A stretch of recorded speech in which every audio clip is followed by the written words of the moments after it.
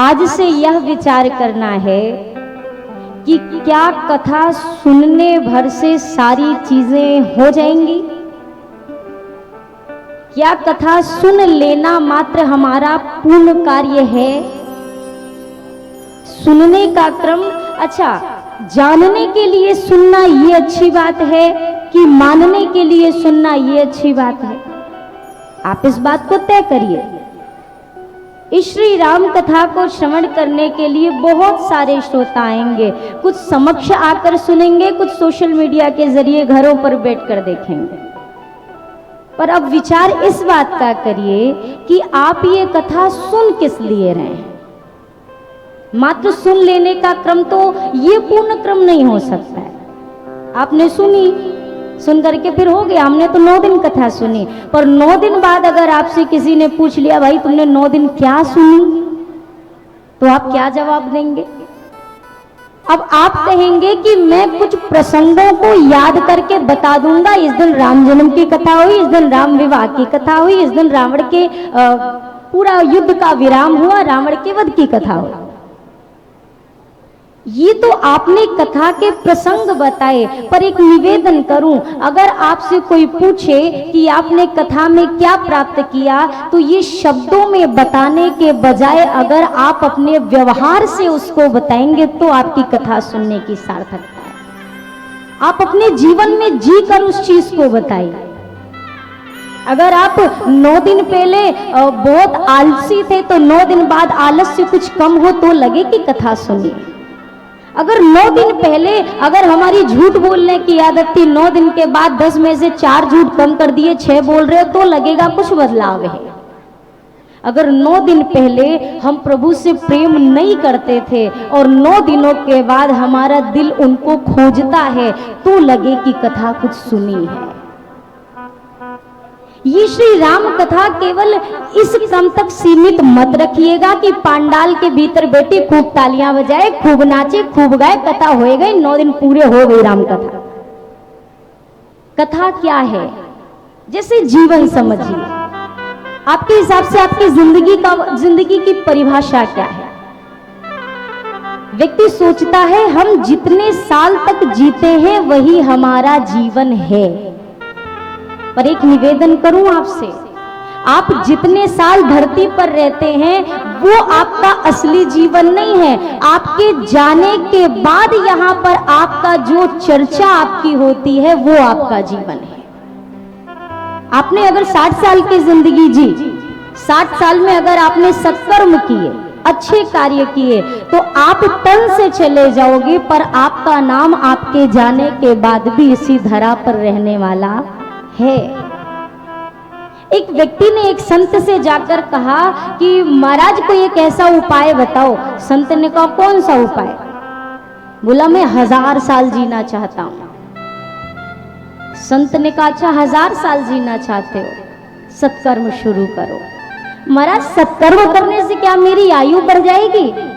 क्या मेरा तन ऐसा हृष्ट पुष्ट हो जाएगा कि मैं 1000 साल जी लूं? संत ने कहा बेटा सत्कर्म करने से तेरा तन हृष्ट पुष्ट नहीं होगा, तेरा मन और तेरा व्यवहार हृष्ट पुष्ट होगा। तू तन से तो चला जाएगा पर तेरे किए गए कृत्य इस धरा पर तुझे 1000 साल जीवित रखेंगे। हम और आप अपने सत्कर्मों की वजह से संसार में हमारे जो कर्म होते हैं, अच्छा कर्म हो तो हम अच्छे कर्म से जाने जाते हैं, बुरा कर्म हो तो बुरे कर्म से जाने जाते हैं। बोलिए सियावर रामचंद्र की। ऐसे मजबूत जयकारा आप लगाओगे ना तो हो चुकी 9 दिन की राम कथा। मतलब ये मैंने कराया इसीलिए, मुझे अभी ये कथा की स्टार्टिंग का दौर है, मुझे आपको परखना है, मुझे देखना है कि आप श्रोता कैसे हैं, किस प्रकार के श्रोता हैं। देखिए भोजन वही होता है, दाल चावल रोटी सब्जी, क्या इसमें कोई हीरे मोती थोड़ी ना डालता, भोजन वही होता है कि नहीं होता? हाँ या ना? हाँ या ना? बस परोसने की कला अलग होती है। कहीं आप जाएं तो दाल चावल एक थाली में आपको पेश किया जाता है। किसी और अच्छे इंसान के यहाँ, कोई बहुत बड़ा व्यक्ति हो उसके यहाँ जाए तो कुछ कटोरियां सजा कर रख दी जाती हैं, और किसी राजा महाराजा के आए तो कटोरियां भी सोने या चांदी में तब्दील हो जाती हैं, पर दाल चावल उसके भीतर वही है। उसी प्रकार ये श्री राम कथा भी वही है, बस इस गद्दी पर प्रभु जिसे बिठा देते हैं तो इस कथा को परोसने वाले की कला अलग होती है।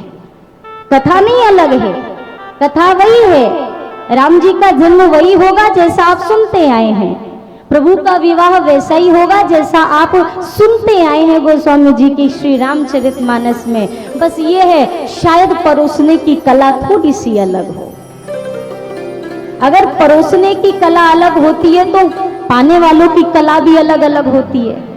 किसी का आहार ज्यादा होता है, वो ज्यादा पाता है, किसी की एक रोटी में ही भूख पूरी हो जाती है तो वो एक ही रोटी लेता है।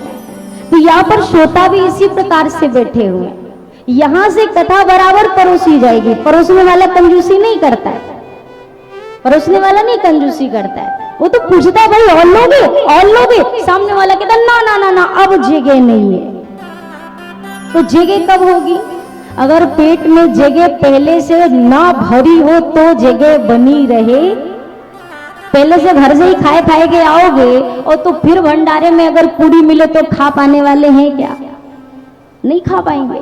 अगर जगह होगी तो खा सकते। अब इसको इस अर्थ में समझिए, यहां से श्री राम कथा परोसी जाएगी। अगर आपका मन दुनिया की बातों से भरा है तो राम कथा को कहां स्थान देंगे?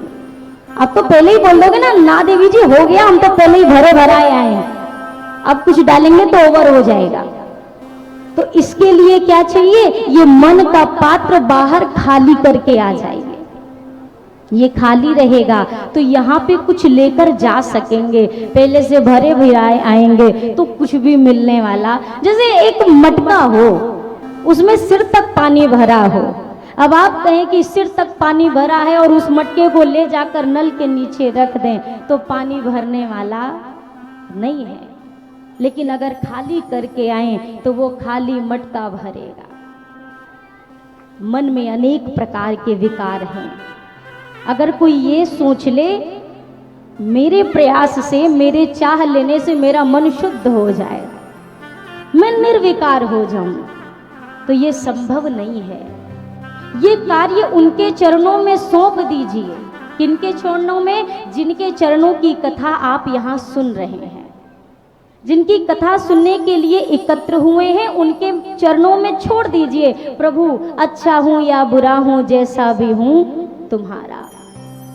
हम जैसे भी हैं प्रभु आपके हैं। अब बुरे को अच्छा बनाना और अच्छे को अपने लायक बनाना ये आपके हाथों में है, ये मेरे वश की बात नहीं है। श्री राम कथा हम और आप सुनेंगे। मैंने प्रारंभ में इसीलिए ये चीजें चर्चा में लाई कि अगर सुनना है तो पहले ये जान लिया जाए कि इसे सुनने का तरीका क्या है। दुनिया के बातों की तरह यह कथा नहीं सुननी है। दुनिया की बातें तो हम सुनते ही इसलिए हैं कि बस ये सुना, इस कान से सुना। अगर विकार हो तो विकार तो पहले स्थान बना लेते हैं, पर दुनिया की अच्छी चीजें मन में बैठने वाली। एक संत ने कहा, और आपको भी शायद ऐसे अपने जिंदगी में कभी अनुभव हुआ हो, आपके सामने बैठकर कोई कच्चा आम खा रहा हो, एकदम खट्टा सा। आप बताइए, एकदम जस्ट सामने कोई बैठ के खा रहा हो तो आपका मन अजीब सा होता है कि नहीं होता है? कोई इमली खा रहा हो, खाता वो है और ऐसे लगता है सारी की सारी खटास हमारे अपने मुंह में चली आई। एक संत ने कहा, बताओ खा कोई और रहा है, फर्क इसके अंदर पड़ रहा है। कोई खटाई खाए तो मुख में आवत नी, कोई खटाई खाए तो अपने मुंह में पानी आने लगता है। ये चीज का असर तो दिखाई देता है, लेकिन अगर कोई हमारे सामने बैठकर माला झोली लेके राम राम राम राम कर रहा है, इसका कोई असर होने वाला? इनको क्या काम है? कोई काम है? खाली बैठे तो राम राम कर रहे, हमें तो 10 काम है। हमें थोड़ी ना फुर्सत पड़ी। राम ही सुमिरत देख के उठत नहीं में पी। कोई खटाई खाए तो उसका असर दिखाई देता है तन पे, मन पे, लेकिन अगर कोई सामने भजन कर रहा हो तो उसका असर अपने तन मन पे जल्दी दिखाई पड़ने वाला नहीं है। बस यही करना है। व्यक्ति हर चीज की नकल करता है, किसी के कपड़ों की नकल करता है, उसने वैसा पहना था हम भी पहनेंगे। आभूषणों की नकल होती है, खान पान रहन सहन गाड़ियों की नकल होती है। एक चीज ऐसी है संसार में जो व्यक्ति नकल करने में ज्यादा रुचि नहीं लेता है, वो क्या? भगवान का भजन। किसी भगत को देख के दूसरे के दिल में चाहत नहीं होती है कि ये कितना बड़ा भगत है, काश मैं भी थोड़ा सा बन जाऊं, पूरा ना बनूं आधा ही सही। यहां पर कंपटीशन वाली बात खत्म हो जाती है। पर अगर व्यक्ति यही चीज इस चीज में भी अगर देखा देखी शुरू कर दे तो मुझे नहीं लगता कि वो दिन ज्यादा दूर है जब हमारे हृदय में भी राघव जी के लिए प्रेम होगा। बोलिए सियावर रामचंद्र की